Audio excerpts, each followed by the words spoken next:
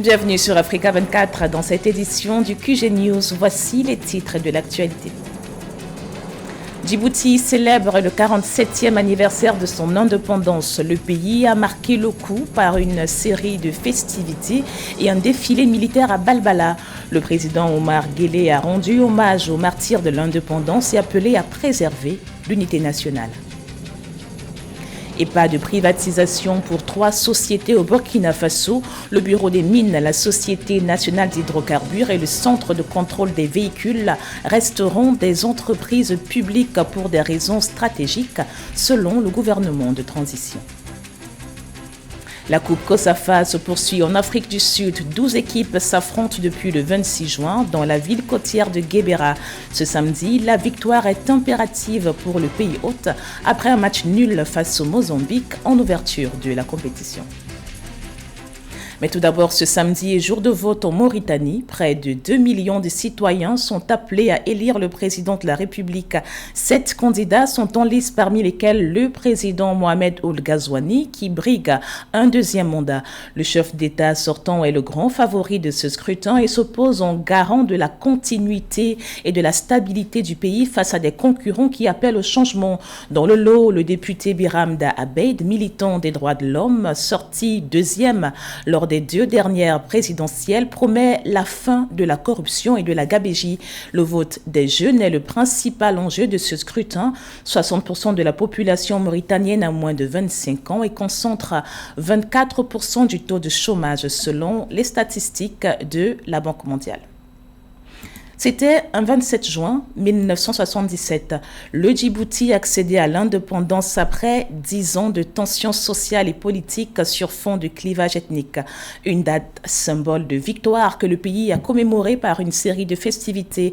Dans une adresse télévisée, le président djiboutien Omar Guelleh a rappelé au peuple l'importance de consolider l'unité nationale et la paix régionale. Cheikh Omar Kamara. À Djibouti, lors de la célébration du 47e anniversaire de l'indépendance, le président Ismaël Omar Guelleh a souligné l'importance du 27 juin comme symbole de l'unité nationale et point de départ du développement économique. Le chef de l'État a réitéré que cette journée marque à la fois l'apogée de la lutte contre la libération du pays et le début du développement économique. Le 27 juin est pour tous les Djiboutiens une journée de communion nationale sous l'ombre de notre drapeau. Une journée où nous laissons éclater toutes nos émotions pour exprimer notre sentiment patriotique. Ce 27 juin a été en même temps un aboutissement de la lutte pour notre émancipation et un point de départ pour le développement économique de notre jeune nation. Le chef de l'État a également rappelé que cette journée marquait le point culminant de la lutte pour la libération de Djibouti du colonisateur français, un événement qui a brisé les pronostics selon lesquels le pays ne pourrait pas survivre. Ils ont surmonté ensemble tous les obstacles et toutes les épreuves. Ils ont commencé par déjouer tous les pronostics qui certifiaient que leur pays n'était pas viable. Ils ont fait de l'unité nationale un rempart infranchissable contre les démons des divisions communautaires. Abordant la situation régionale, le président Guelleh a exprimé ses préoccupations face aux turbulences affectant les économies des pays voisins. Il a réaffirmé l'engagement de Djibouti en faveur de la paix et de la stabilité dans la région. Djibouti ne peut pas être indifférent à cette situation. C'est pourquoi nous déployons tous nos efforts diplomatiques en mettant en œuvre nos offres de médiation pour pacifier notre région. Les célébrations de la fête nationale ont inclus un défilé militaire à Balbala, démontrant les moyens techniques et humains des forces armées djiboutiennes. Le président a rendu hommage aux martyrs de l'indépendance en déposant une gerbe de fleurs au mausolée du martyr de l'esplanade du Palais du Peuple. Ils sont accusés d'opposition à l'exercice de l'autorité légitime. Au Mali, les 10 opposants politiques membres de la déclaration du 31 mars ont été transférés dans des prisons à l'intérieur du pays. Ils sont anciens ministres, hauts dirigeants des principaux partis politiques du pays et s'étaient mobilisés pour exiger le retour à l'ordre constitutionnel au Mali. Après une arrestation le 20 juin, les 10 figures de l'opposition ont été inculpées et placées sous mandat de dépôt 4 jours plus tard, soulignant qu'en avril dernier, les autorités maliennes de transition ont suspendu toute activité à caractère politique dans le pays pour une durée indéterminée en invoquant une volonté de préserver l'ordre public. Et toujours dans l'actualité, Casablanca vient d'abriter le Forum international Afrique Développement 2024, un marché d'investissement grand format qui s'est refermé ce 28 juin avec un bilan positif à 6 000 rendez-vous d'affaires, plus de 40 pays présents et 2200 participants et décideurs du continent.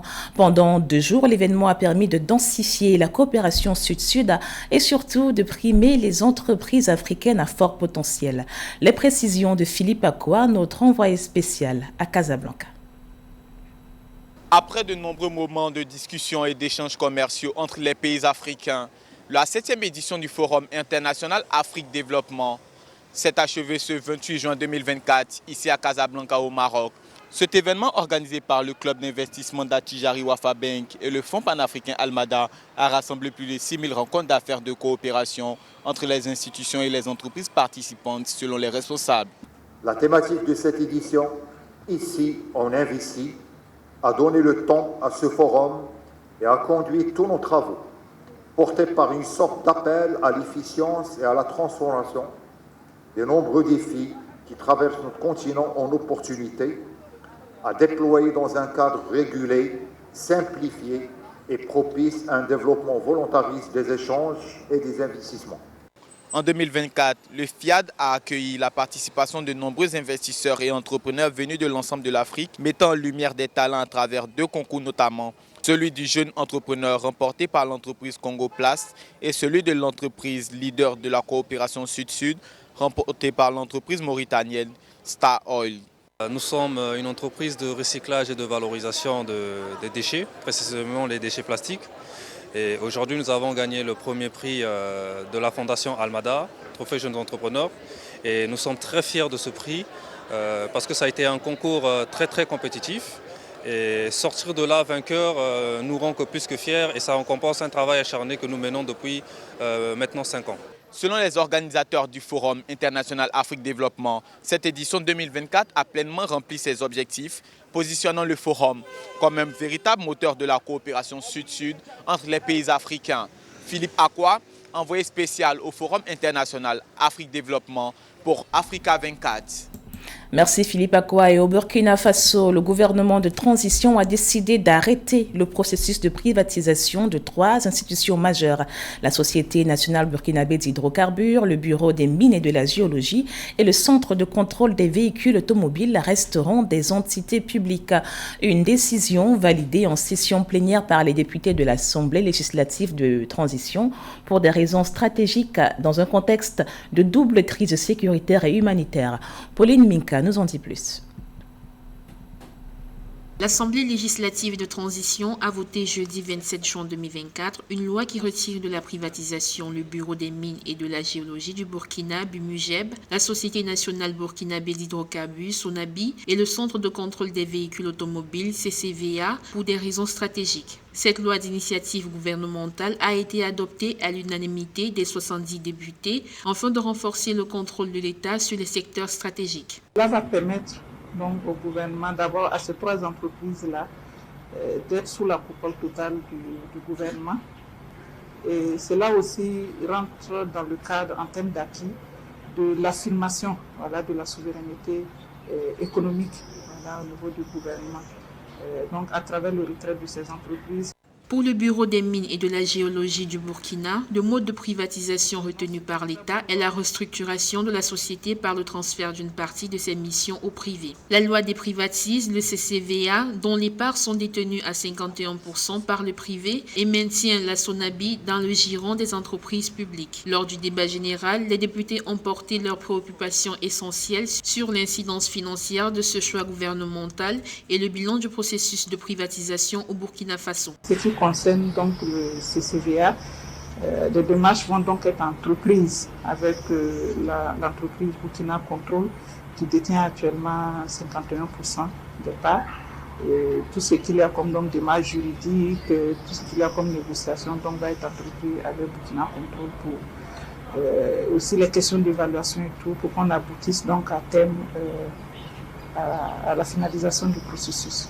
Le président de l'ALT a dans l'ensemble salué les efforts du gouvernement en matière de sécurisation du territoire, de prise en charge des personnes déplacées internes, de réduction de train de vie de l'État, entre autres. Il a par ailleurs encouragé l'exécutif à développer les secteurs primaires et secondaires. Et l'un des freins au développement sur le continent reste la faible transformation des vastes ressources naturelles. L'Afrique, c'est 40% des réserves d'or, 30% de minerais et 12% du pétrole mondial. Un vivier de matières premières qui peine à se convertir en richesse par défaut de transformation locale. Pour sortir de la spirale des exportations à l'état brut, plusieurs institutions comme la Banque mondiale appellent les pays africains à investir dans les chaînes de valeurs industrielles. Un sujet de Marie-Raphaël Antolo. À l'échelle mondiale, l'Afrique représenterait à elle seule 40% des réserves d'or, 30% des réserves de minerais et 12% des réserves de pétrole.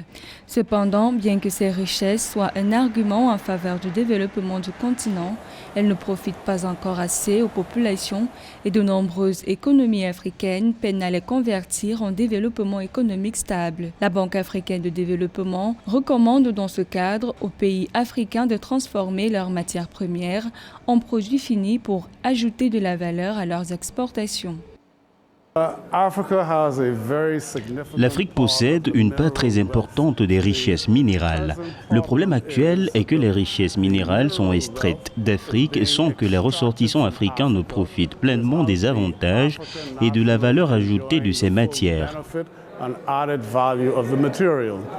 Selon des économistes, les difficultés des pays africains à transformer leurs matières premières résultent de la volatilité des prix des matières premières qui a un impact majeur sur le PIB des pays exportateurs, puis le fait que ces ressources et la manne financière qu'elles génèrent entraînent d'importants problèmes de gouvernance et de corruption impliquant à la fois les gouvernements locaux mais aussi des multinationales ou des puissances étrangères.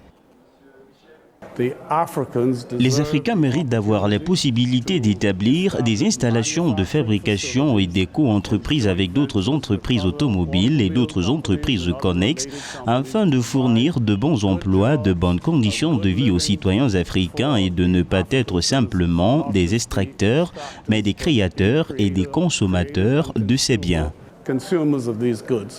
Ces observations sont notamment faites alors qu'en 2020, les produits issus de l'industrie représentaient le premier poste des exportations de seulement 4 pays africains, dont le Maroc, la Tunisie, les Seychelles et Sao Tomé et Principe. En raison de ce faible taux de transformation des matières premières, l'Afrique ne participe qu'à moins de 2% au commerce mondial selon les données du Fonds monétaire international. Et l'actualité en sport, c'est la Coupe COSAFA 2024 qui se joue en Afrique du Sud jusqu'au 7 juillet. À l'affiche, ce samedi, Mozambique, Eswatini, puis Botswana, Afrique du Sud. Pour cette deuxième journée, le pays hôte doit impérativement décrocher la victoire après le match nul en ouverture de la compétition le 26 juin dernier. Retour sur ce duel entre les Bafana d'Afrique du Sud et les Mamba du Mozambique avec Joël Ballot. En ouverture de la Coupe COSAFA, compétition qui réunit les pays d'Afrique australe, l'Afrique du Sud, pays hôte, était face au Mozambique. Pour cette première sortie le 26 juin 2024, les deux équipes se sont séparées sur un score nul, un but partout. Une performance qui ne montre pas le véritable potentiel des Bafana, selon l'entraîneur Elman Kalele. En entamant cette compétition, je me suis senti heureux d'encadrer cette équipe. Je suis fier d'eux pour leur performance, même si nous n'avons pas obtenu les résultats auxquels nous aspirions. Durant la première période, nous avons dominé. Nous nous sommes créés 3 belles occasions. Malheureusement, nous ne les avons pas concrétisées.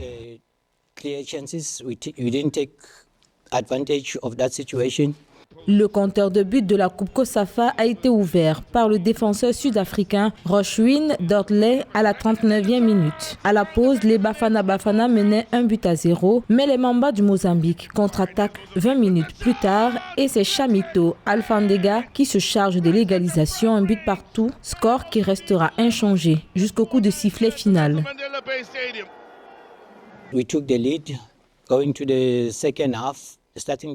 Nous avons pris l'avantage en partant à la deuxième mi-temps d'entrée de jeu, mais nos fautes ont permis à nos adversaires de prendre conscience de nos défaillances et d'en profiter. C'est là où nous avons perdu.